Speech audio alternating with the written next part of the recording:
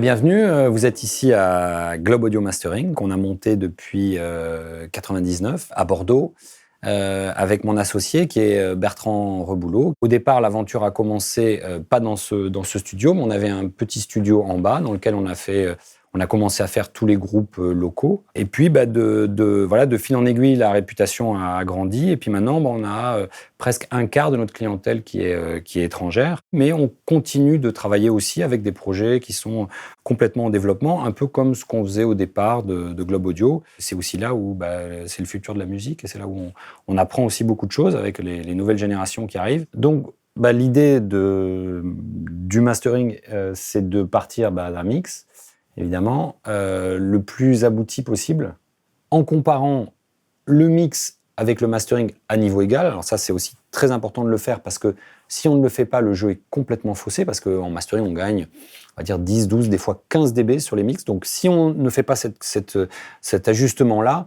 le mastering va être toujours beaucoup plus fort que le mix et donc, évidemment, plus flatteur. Mais des fois, quand on remet à niveau égal, ça peut être plus fort, mais on peut avoir complètement détruit l'impact de grosse caisse, casser la dynamique, amener beaucoup d'agressivité, beaucoup de sifflantes. Il y a souvent ce type de problème. Donc c'est très important.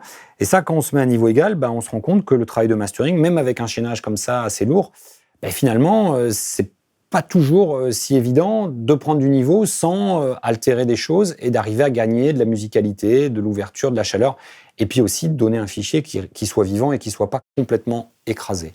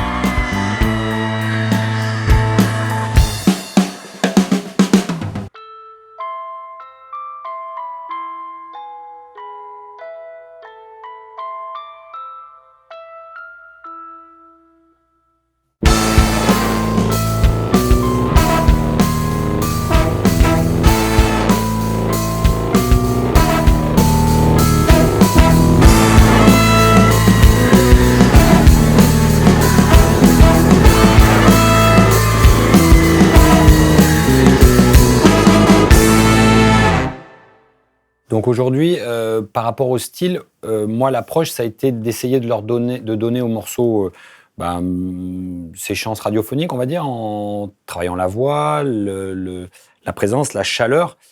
J'ai tout fait pour conserver la dynamique. J'ai même pu en recréer un petit peu. Alors grâce à des techniques que j'ai, grâce au MS, grâce au filtrage. Et finalement, on se retrouve avec un mastering qui va être plus fort, mais sur lequel on a aussi ramené un peu plus d'énergie parce qu'on a aussi plus de précision, donc sur la rythmique. Et on a quelque chose, donc, au final, avec une voix un peu plus claire, plus chaude. On va pouvoir écouter le titre plus fort parce qu'on a moins de sifflantes. Et c'est là où c'est un métier passionnant que moi j'adore parce que à la fois on est face à quelque chose de très technique, mais on est aussi sur quelque chose de très artistique. Le but de l'ingénieur de mastering, c'est d'arriver justement à trouver la bonne recette ou la bonne sauce qui va prendre avec ce qu'attend l'artiste. Moi, j'aime bien faire du mastering en proposant une approche, mais en laissant aussi l'artiste ou l'ingénieur du son donner son avis et pas être dans juste quelque chose d'imposé. Quand on peut essayer différentes choses, et là aujourd'hui c'était le cas, donc on a comparé deux compresseurs différents, donc deux approches, au fait, avec un compresseur solid state qui est le Dangerous, avec un son peut-être un peu plus défini, un peu plus clair, un peu plus hi-fi, et une autre machine de mastering qui est le Pendulum, qui est ici, qui est lui, à nouveau, un compresseur à tube. Alors, pareil, il n'y a pas une machine qui est moins bonne que l'autre. Il y a des cas où le Dangerous fonctionne beaucoup mieux, il y a des cas où c'est le Pendulum. Voilà, c'est un peu, encore une fois, au cas par cas. Et c'est une histoire de goût. Et aujourd'hui, par exemple, quand le groupe a écouté, le choix s'est porté sur le Pendulum qui, donc, correspondait plus à ce que eux attendait. On a des outils, oui, un peu élitistes, on va dire, avec des compresseurs, des EQ qui coûtent des petites fortunes et qui évidemment fonctionnent très bien. Mais on utilise quand même des outils aussi digitaux, assez pointus. Et on utilise aussi des machines anciennes. Par exemple, là, on a cet EQ-là, qui est un Neumann, qui est un EQ de graveuse vinyle et qui a une couleur très intéressante. Donc ça, c'est amusant d'utiliser une machine qui a mon âge, donc qui a plus de 40 ans, et, avec des machines voilà, qui sont du dernier cri. Finalement, tous ces outils-là, c'est bien, mais le plus important, bon, c'est l'ingénieur de mastering et ses oreilles, mais c'est aussi la pièce dans laquelle on travaille. Tout est réfléchi dans le moindre détail pour que, quand les artistes nous amènent ce qu'ils ont mis des fois des années ou des mois à enregistrer, à mixer, qu'on soit dans les meilleures conditions pour pouvoir les traiter ici. Et ça, c'est pour moi le plus important avant les machines. Donc ce matin, c'est plutôt bien pour moi. Pourquoi ? Parce que voilà, j'ai de la place, il y a de la dynamique, il y a de quoi amener justement un vrai travail de mastering et une couleur. Donc après, je me suis baladé, j'ai un petit peu tout essayé.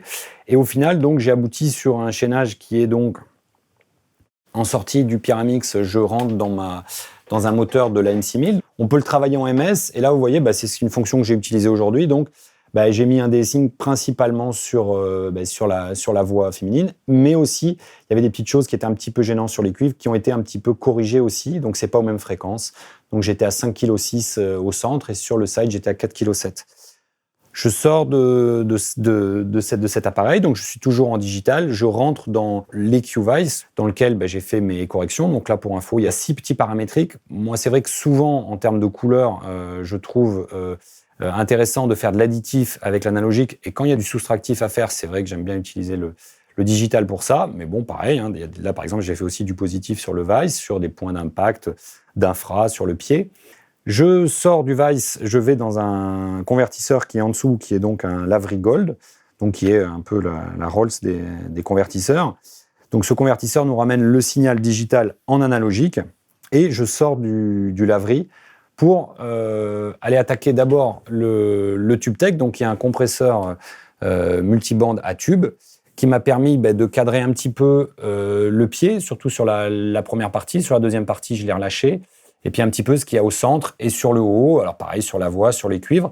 Un travail assez léger, une petite prise de gain sur la bande du bas pour renforcer un petit peu l'impact.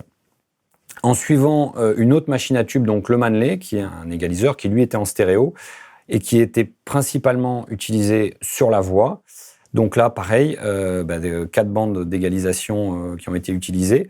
Ensuite, je rentre dans la console où j'ai utilisé un système de filtrage en entrée, et j'ai interfacé donc en premier insert en MS deux EQ qui sont le Chandler et qui sont l'API, donc deux technologies différentes d'EQ, où là j'ai travaillé pas mal sur l'impact, grosse caisse claire, sur le haut où j'ai ouvert les choses différemment.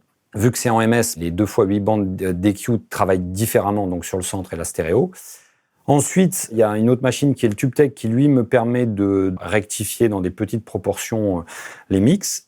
Donc, en suivant, j'ai choisi d'utiliser le Manley, donc qui est un compresseur Varimu, en utilisant la triode d'entrée pour bien charger le signal, pour amener un maximum d'harmonique et de chaleur. Donc, c'est pas tellement une machine que j'ai utilisée en termes de compression, parce que c'est très léger ce qu'il y a dessus. Par contre, c'est plus pour une prise de gain qu'elle a servi.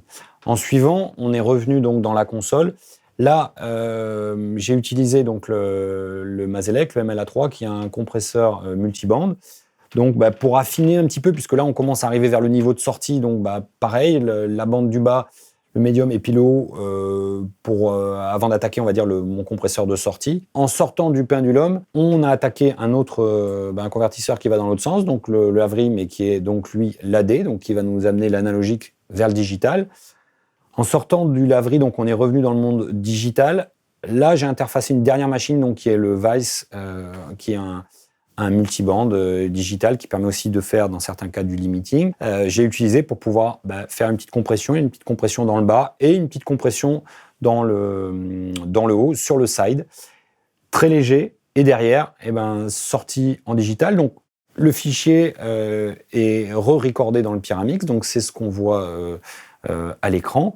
ici, et donc je l'ai recordé en gardant la résolution d'origine, donc on était en 48 kg et en 24 bits. Et j'ai pas de schéma préétabli d'ordre de machine ou de façon de travailler. À chaque fois, j'expérimente et je tente un peu chaque machine pour voir qu'est-ce qui va fonctionner. Voilà en gros mon chaînage.